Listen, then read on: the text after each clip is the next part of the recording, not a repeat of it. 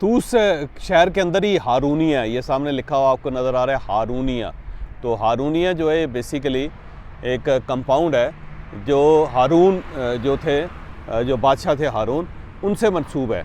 तो मैं अब आपको इसके अंदर लेके जाता हूँ कि ये किस तरह है, किस किस्म का है।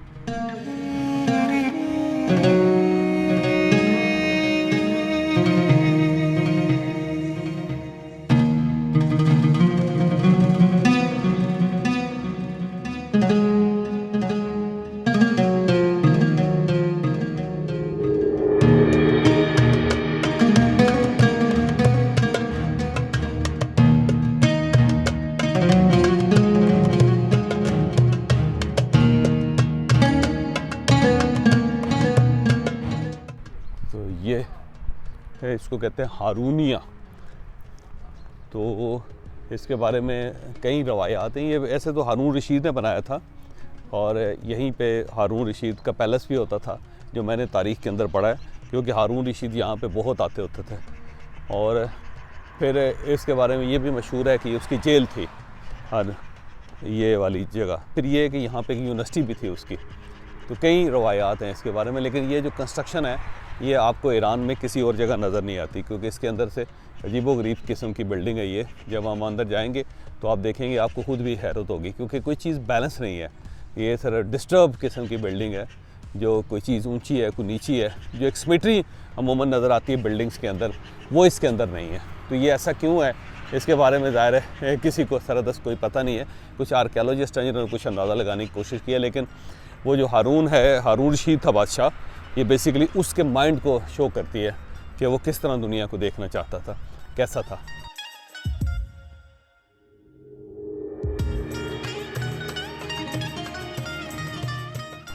जब भी आप तूस आएँ तो आपने हारूनिया ज़रूर आना है।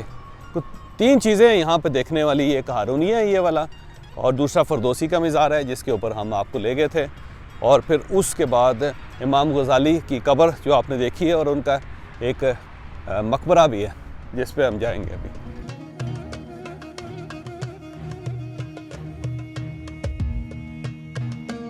इस पूरे इलाके को हारूनिया कहते हैं।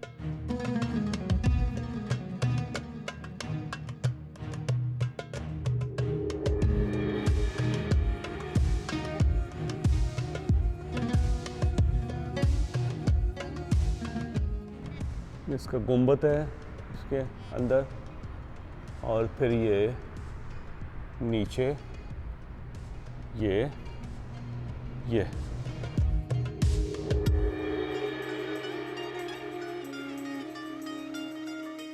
जो आपको यहाँ पे नज़र आ रही है, मैंने स्पेन में भी आपको दिखाया था ये। इससे बेसिकली ये साउंड, आवाज़ गूंजती है। तो इस किस्म का एक ज्योमेट्री लगाई जाती थी जिससे आवाज़ आती है। वहाँ पे खड़े होकर अगर बोलेंगे तो पूरी आवाज़ गूंजेगी। यहाँ देखिएगा, हेलो, तो अब आपको ये गूंजती हुई आवाज़ नज़र आती है। तो ये बेसिकली एक पुराना आप लाउड स्पीकर समझें, एक साउंड सिस्टम है। इस टाइप की ईंटें लगाई जाती थी, इससे हवा अंदर आती थी ताकि हवा की क्रॉसिंग हो,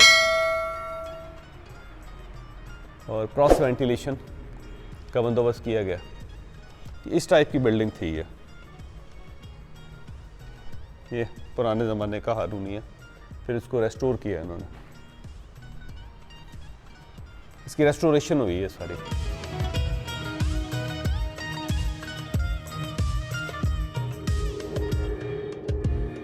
ये बिल्कुल उसका आलमोस्ट पैलेस टाइप ही लग रहा है मुझे, देखें, क्योंकि ये अदर कॉरिडोर्स हैं, फिर ये रूम्स हैं इस तरह।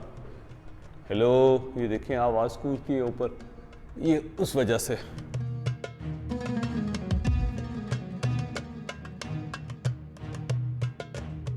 तो आप इसे खलीफा हारून रशीद का पैलेस समझेंगे। ये देखें, ये रास्ता है, ये वेंटिलेशन, और इसके अंदर ये डेफिनेटली बेडरूम होगा, कि पुराने ज़माने बेड, और ये बड़ा ठंडा है अंदर से। ये गर्मियों के अंदर भी बहुत ठंडा होता होगा।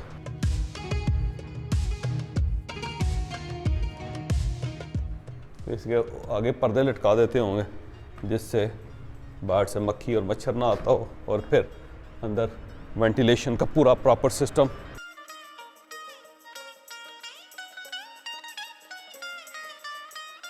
ऊपर रास्ता भी है शायद ही, देखिए ऊपर प्रॉपर जाने के रास्ते होंगे, सीढ़ियाँ होंगी।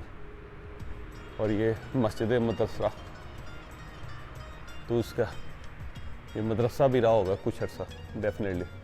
आपको मेरे पीछे एक बिल्डिंग नज़र आ रही है, इसको हारूनिया कहते हैं। और उसके साथ साथ अगर आपको ये देखें, आपको एक ग्रे स्ट्रक्चर में एक कुछ चीज़ नज़र आ रही है और इसके ऊपर लिखा हुआ है इमाम गज़ाली। तो ये एक बड़ी दिलचस्प जगह है जहाँ पे मैं इस वक्त हूँ। तूस शहर है जो ज़ाहिर है मशहद से 50 किलोमीटर के फासले पे है। उसके बाद फिर यहाँ पे एक हारूनिया आता है, और हारूनिया जो है ये क्योंकि ताबरान एक इलाका था तूस से बाहर, उसमें यह हारूनिया बना हुआ है। ताबरान जो है उसका कमाल ये है कि यहाँ पे उसने एक अजीम शख्सियत को जन्म दिया था। उस अजीम शख्सियत का नाम है इमाम गज़ाली। तो मैं आपको ये सारा पूरी स्टोरी सुनाऊंगा इमाम गज़ाली की, फिर उससे आप अंदाज़ा लगाएंगे कि इमाम गज़ाली कितनी बड़ी शख्सियत थे। ताबरान एक गांव था और ये गांव तूस शहर से के बाहर था, ताबरान उसको कहते हैं। और वहाँ पे इमाम गज़ाली पैदा हुए। और ये भी कहा जाता है कि इमाम गज़ाली का जो अपना इलाका था वो गज़ाला था, और गज़ाला जो है वो ताबरान के करीब था, एक छोटा सा गांव था गज़ाला, इस वजह से उनको इमाम गज़ाली कहा जाता है। क्योंकि ईरान के अंदर रवायत थी कि जिस इलाके का बंदा रहता था वो अपने नाम के साथ शामिल रखता था अपना नाम। तो ये बायाद इमाम मोहम्मद गज़ाली ये एक उनकी यादगार बनाई गई। तो लेकिन ये ताबरान का इलाका था जिसके अंदर इमाम गज़ाली पैदा हुए। इमाम गज़ाली का कमाल ये था कि उनके जो वालिद थे वो उनके पैदाइश के साथ ही फौत हो चुके थे। सिर्फ़ एक वालदा थी और उनके कुछ बहन भाई थे, और इंतहाई उसरत में ज़िंदगी गुजर रही थी। यहाँ जो तूस शहर है वहाँ से एक बहुत बड़े टीचर थे जो आया करते थे गज़ाला या फिर ताबरान में और बच्चों को पढ़ाने के लिए। तो वो किसी एक अमीर आदमी था जिसके बच्चे पढ़ाने के लिए वो ट्यूटर रखा हुआ था, वो आता था। तो इमाम गज़ाली को बचपन में बहुत ज़्यादा पढ़ने का शौक़ था, लेकिन वो गुर्बत की वजह से पढ़ नहीं सकते थे। तो अब उनको समझ नहीं आ रही थी कि वो कैसे तालीम जारी रख सकते हैं। तो उन्होंने वो जो टीचर रोज़ाना उस अमीर आदमी के बच्चे को पढ़ाने के लिए आता था, उनके साथ एक सेटलमेंट की और टीचर से कहा कि मैं आपसे पढ़ना चाहता हूँ। तो टीचर ने कहा कि बेटा मैं इस गाँव में आता हूँ किसी और के कहने पे, और ज़ाहिर है मुझे वो तनख्वाह वो देता है, तो मुझे अच्छा नहीं लगता कि मैं उसकी तनख्वाह में किसी और के बच्चे को पढ़ाऊँ।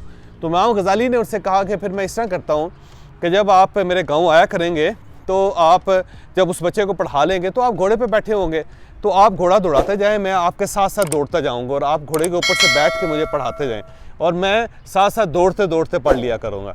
तो एक अजीब सी सेटलमेंट थी जो इमाम गज़ाली ने अपने टीचर के साथ की, और टीचर मान गया। तो अब होता ये था कि तूस शहर से वो टीचर आता था, आके जब ताबरान इस जगह पहुँचता था तो फौरी तौर पे यहाँ पे इमाम गज़ाली खड़े होते थे, उस वक्त बच्चे होते थे। तो वो जब वो बच्चे को वो अपने जो अमीर आदमी के बच्चे को पढ़ा लेता था टीचर, तो उसके बाद इमाम गज़ाली उस घोड़े के साथ साथ दौड़ते जाते थे और टीचर ऊपर से बैठ के पढ़ाता जाता था।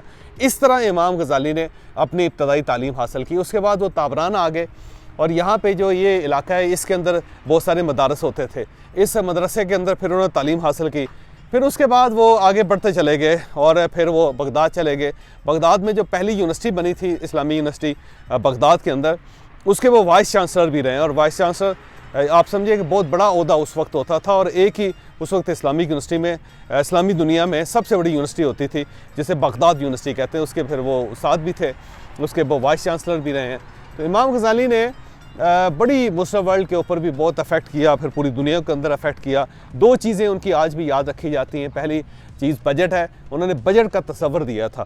तो अगर आज पूरी दुनिया में बजट बन रहे हैं, ख़ानदानों के अंदर बजट बन रहे हैं, कंपनियों के अंदर बजट बन रहे हैं, तो इसका जो मुसव्वर था, इसका जो जिससे ये तस्वर दिया था वो इमाम गज़ाली थे। फिर इमाम गज़ाली पहले मुस्लिम मफ़क्कर थे जिन्होंने इल्म को दो हिस्सों में तकसीम किया। उनका ये कहना था कि एक दुनियावी इल्म होता है और एक दीनी इल्म होता है। तो कभी भी दीनी इल्म को दुनियावी इल्म के साथ नहीं मिलाया जा सकता, तो इन दोनों के अंदर फ़र्क रखना बहुत ज़रूरी है। तो उसके बाद फिर इल्म दो हिस्सों में तकसीम हुआ। आप देख लें आज भी जो मदारस के अंदर या दरसगाहों के अंदर जो मजहबी दरसगाह हैं उनके अंदर जो तालीम दी जाती है उसे दीनी तालीम कहा जाता है, और जो आम यूनिवर्सिटियों में पढ़ाया जाता है उसे दुनियावी तालीम कहा जाता है। तो इस दुनियावी और दीनी तालीम के जिस आदमी ने इन दोनों को अलग अलग किया था, जो इसके मुसव्वर थे, वो भी इमाम गज़ाली थे। तो इमाम गज़ाली के गांव जो ख़त्म हो गया है उसमें खड़ा हूँ इस वक्त, और उनकी कब्र से मैं होके आया हूँ। कब्र का मैं आपको दोबारा दिखाता हूँ कि कैसी कब्र है। और ये सामने हारूनिया इलाका है जो हारून के नाम से, हारून रशीद के नाम से मशहूर है, और इस जगह पे इमाम गज़ाली का एक यादगार उनकी बनाई गई है।